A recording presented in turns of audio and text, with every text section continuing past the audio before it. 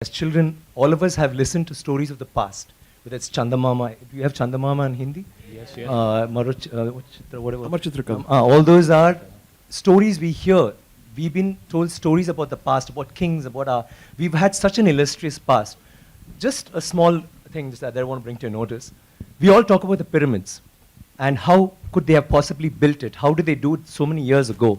But do you know that in India, we have so many temples, but the one with the highest Gopuram is there in Tanjavur, which is where the Chola dynasty had happened, and his role, Rajaraja Cholan, had built it. That particular temple has the highest Gopuram in the whole world. The top stone alone, it's a single stone that weighs 80 tons. 80 tons, not 1 ton or 2 tons. And how did they do it? But do we know that? We all go to the pyramids, we go see the Leaning Tower of Pisa. Someone said something very nicely.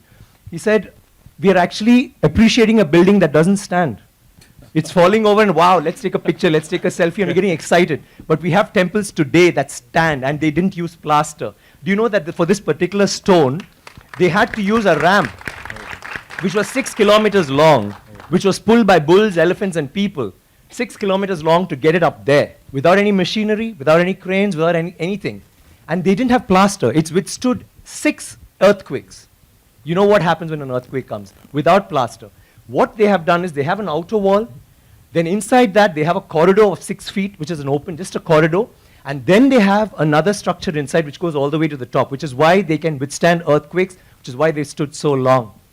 So these are all things that we need to know about. This particular king has built 5,000 dams in his time, and he's made a water management ministry in that time.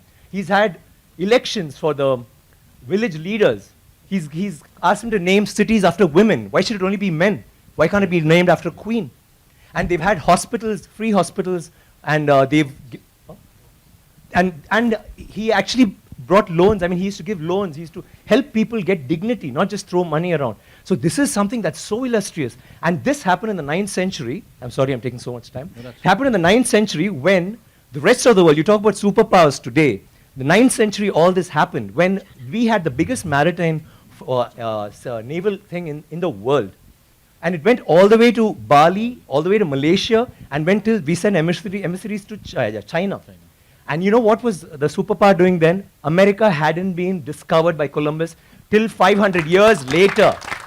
So think about our culture, think about how advanced we were. We need to be proud of this. It's nothing to do with North India, South India, West India, East India. It is, we are Indians, and we need to feel proud about that.